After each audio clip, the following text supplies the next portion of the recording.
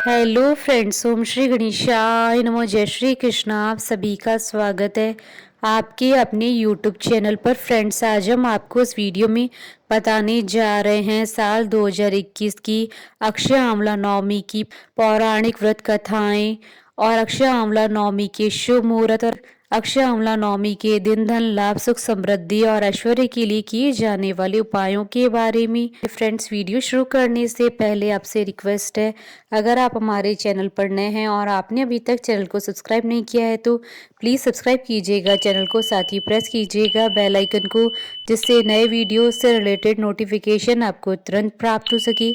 और वीडियो पसंद आने पर वीडियो को लाइक और शेयर जरूर कीजिएगा ताकि सभी भक्तों को इस वीडियो का लाभ प्राप्त हो सके। और कमेंट बॉक्स में जय श्री कृष्णा जरूर लिखिएगा। हिंदू पंचांग के अनुसार कार्तिक माह के शुक्ल पक्ष की नवमी तिथि को आंवला नवमी का त्योहार मनाया जाता है। आंवला नवमी दिवाली के 9 दिन बाद मनाई जाती है।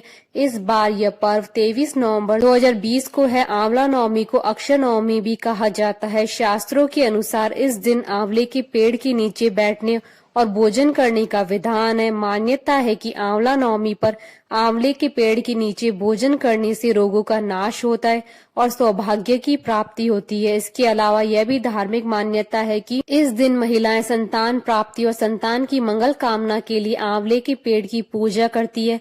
शास्त्रों के अनुसार अक्षय नवमी के दिन किया गया पुण्य कभी समाप्त नहीं होता है। इस दिन जो भी शुभ कार्य जैसे दान, पूजा, भक्ति, सेवा किया जाता है उसका पुण्य कई कई जन्म तक प्राप्त होता है। पद्म पुराण के अनुसार अक्षय नवमी के दिन आंवले के वृक्ष में भगवान विष्णु और शिव जी का निवास होता है। यह पवित्र फल भगवान श्री विष्णु को प्रसन्न करने वाला व शुभ माना गया है। इस फल को खाने मात्र से मनुष्य सब पापों से मुक्त हो जाते हैं। आंवला खाने से आयु बढ़ती है। आंवले का रस पीने से धर्म संचय होता है और इसके जल से स्नान करने से दरिद्रता दूर होती है तथा सब प्रकार के ऐश्वर्य प्राप्त होते हैं। आंवले का दर्शन, स्पर्श तथा उसके नाम का उच्चारण करने से वरदायक भगवान विष्णु अनुकूल हो जाते हैं। जहाँ आंवले का फल मौजूद होता है वहाँ भगवान श्री विष्णु सदा विराजमान रहते हैं तथा उस घर में ब्रह्मा एवं सुस्थिर लक्ष्मी का वास होता है।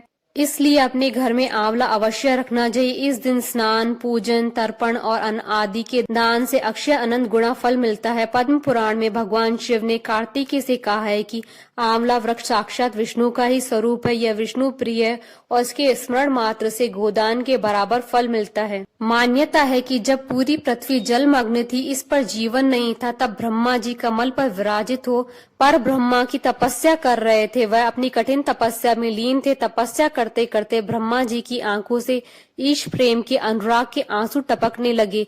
ब्रह्मा जी के इन्हीं आंसुओं से आंवला का पेड़ उत्पन्न हुआ। इस तरह आंवला वृक्ष सृष्टि में आया। पुराणों के अनुसार इसी दिन द्वापर युग का प्रारंभ हुआ। इसके अलावा यह भी मान्यता है कि इस दिन भगवान विष्णु ने कुष्मांडक नाम के राक्षस का वध किया था और उसके शरीर से कुष्मांड की बेल निकली थी। इसी कारण से इस दिन कुष्मांड का दान भी किया जाता है। फ्रेंड्स, अब आइए जानते हैं अक्षय आंवला नवमी के शुभ मुहूर्त के बारे में। हिंदू पंचांग के अनुसार इस बार अक्षय आंवला नवमी 12 नवंबर 2021 शुक्रवार के दिन है। कार्तिक शुक्ल नवमी तिथि प्रारंभ होगी 12 नवंबर 2021 को सुबह 5:51 पर और कार्तिक शुक्ल नवमी तिथि का समापन होगा अगले दिन 13 नवंबर 2021 को सुबह 5:31 पर।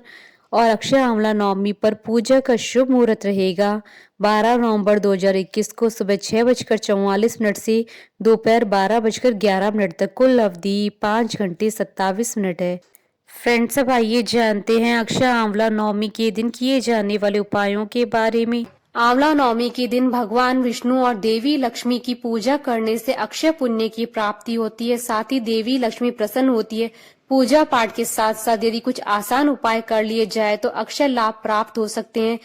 इसी के साथ ही इस दिन किए गए पुण्य अगले जन्म तक आपको लाभ प्रदान करते हैं। आंवला नवमी के दिन ब्राह्मण को भोजन कराना बहुत ही शुभ माना जाता है। धार्मिक आस्था के अनुसार ऐसा करने से इस जन्म के साथ ही अगले जन्म में भी कभी अन्न और धन और संपदा की कमी नहीं होती है। भौतिक सुख सुविधाएं एवं ऐश्वर्य जीवन भोगने के लिए आंवला नवमी के दिन सोना, चांदी या कोई भी कीमती आभूषण खरीदें, जीवन भर सुख प्राप्त होगा। इस दिन आंवले के पेड़ के नीचे बैठकर भोजन बनाने और खाने से अक्षय लाभ और अक्षय स्वास्थ्य की प्राप्ति होती है। आंवला नवमी पर शनि ग्रह शांति के लिए ब्राह्मणों व गरीबों को दूध या चावल खिलाएं। आंवला नवमी पर भगवान की पूजा आंवले के साथ करनी चाहिए और आंवले को प्रसाद के रूप में खाना चाहिए। अक्षय नवमी पर दान का बहुत महत्व होता है। इस समय सर्दी चल रही है, ऐसे में जरूरतमंद लोगों को गर्म कपड़े वितरित करना बहुत शुभ माना गया है। कहते हैं कि इस दिन दान करने से मिला हुआ पुण्य अक्षय होता है। अक्षय नवमी के दिन अपने स्नान करने के लिए गए जल में आंवला के रस की कुछ बूंदें डालें। ऐसा करने से घर की नकारात्मक ऊर्जा तो जाएगी, साथ ही माता लक्ष्मी भी घर में विराजमान होगी।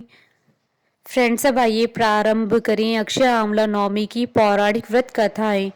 धर्म ग्रंथों में अक्षय आंवला नवमी की 3 कथाएं प्रचलित हैं। पहली कथा। पौराणिक कथा के अनुसार एक बार माता लक्ष्मी पृथ्वी पर भ्रमण कर रही थी और वह एक साथ भगवान विष्णु और भगवान शिव की पूजा करना चाहती थी, लेकिन भगवान विष्णु और भगवान शिव की एक साथ पूजा करना असंभव था। तब उन्हें ध्यान आया कि तुलसी और बेल दोनों ही गुण आंवले में पाए जाते हैं, क्योंकि तुलसी भगवान विष्णु को और बेल भगवान शिव को अति प्रिय है। इसके बाद माता लक्ष्मी ने आंवले के वृक्ष को भगवान विष्णु और भगवान शिव का प्रतीक मानकर आंवले के वृक्ष की पूजा की। आंवले के वृक्ष की पूजा से भगवान विष्णु और भगवान शिव अति प्रसन्न हुए।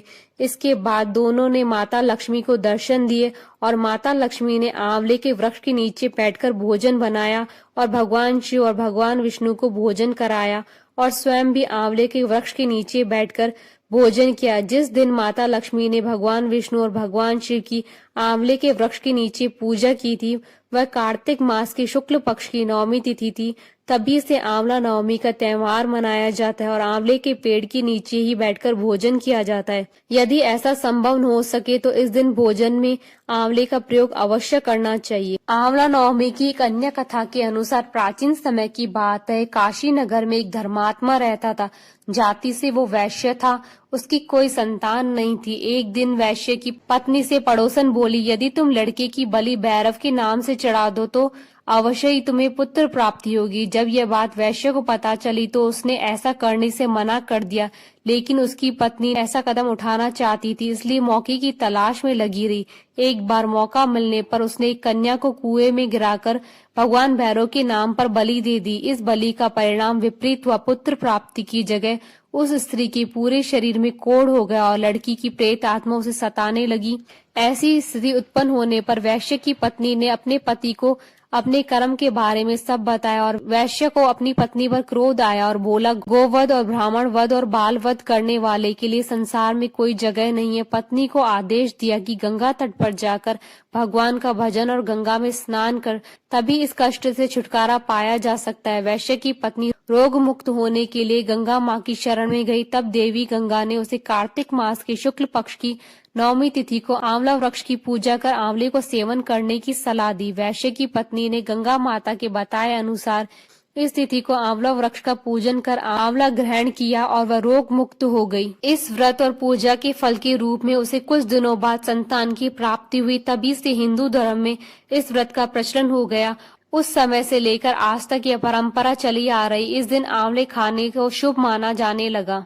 एक अन्य कथा के अनुसार एक राजा था, उसका प्रण था कि वह रोज 1.25 मन आंवले दान करके ही खाना खाता था। उससे उसका नाम आंवल्या राजा पड़ गया। एक दिन उसके बेटे बहू ने सोचा कि राजा इतने सारे आंवले रोजाना दान करते हैं, इस प्रकार तो एक दिन सारा खजाना खाली हो जाएगा। इसलिए बेटे ने राजा से कहा कि उसे इस तरह दान करना बंद कर देना चाहिए। बेटे की बात सुनकर राजा को बहुत दुख हुआ और राजा रानी महल छोड़कर बियाबान जंगल में जाकर बैठ गए। राजा रानी आंवला दान नहीं कर पाया और प्रण के कारण कुछ नहीं खाया। जब भूखे प्यासे 7 दिन हो गए तब भगवान ने सोचा कि यदि मैंने इसका प्रण नहीं रखा और इसका सत नहीं रखा तो इसका विश्वास चला जाएगा। इसलिए भगवान ने जंगल में ही महल, राज्य और बाग बगीचे सब बना दिया और ढेरों आंवले के पेड़ उगा दिए। सुबह राजा रानी उठे तो देखा कि जंगल में उसके राज्य से भी दुगना राज्य बसा हुआ है। राजा रानी से कहने लगे कि रानी देख, कहते हैं सत मत छोड़े, सूरमा सत छोड़या पत जाए, सत की छोड़ी लक्ष्मी फेर मिलेगी आए। आओ नहा धोकर आंवले दान करें और भोजन करें। राजा रानी ने आंवले दान करके खाना खाया और खुशी खुशी जंगल में रहने लगे। उधर आंवला देवता का अपमान करने व माता पिता से बुरा व्यवहार करने के कारण बहू बेटे के बुरे दिन आ गए और राज्य दुश्मनों ने छीन लिया और दाने दाने को मोहताज हो गए और काम ढूंढते हुए अपने पिताजी के राज्य में आ पहुंचे। उनके हालात इतने बिगड़े हुए थे कि पिता ने उन्हें बिना पहचाने हुए काम पर रख दिया। बेटे बहू सोच भी नहीं सकते थे कि उनके माता पिता इतने बड़े राज्य के मालिक भी हो सकते हैं, सो उन्होंने भी अपने माता पिता को नहीं पहचाना। एक दिन बहू ने सास के बाल गूंथते समय उसकी पीठ पर मस्सा देखा और उसे यह सोचकर रोना आने लगा कि ऐसा मस्सा मेरी सास के भी था।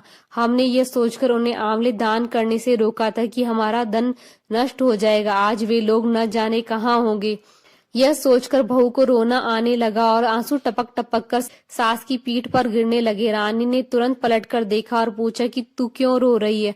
उसने बताया कि आपकी पीठ पर जैसा मस्सा है मेरी सास की पीठ पर भी था।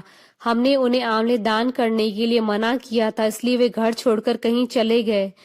तब रानी ने उन्हें पहचान लिया और सारा हाल पूछा और अपना हाल बताया। अपने बेटे बहू को समझाया कि दान करने से धन कम नहीं होता है बल्कि बढ़ता है। बेटे बहू भी अब सुख से राजा रानी के साथ रहने लगे। हे भगवान, जैसा राजा रानी का सत रखा वैसा ही सबका सत रखना, कहते सुनते सारे परिवार का सुख रखना। हमारे साथ इस वीडियो में अंत तक बने रहने के लिए आपका धन्यवाद। ओम श्री गणेशाय नमः। जय श्री कृष्णा।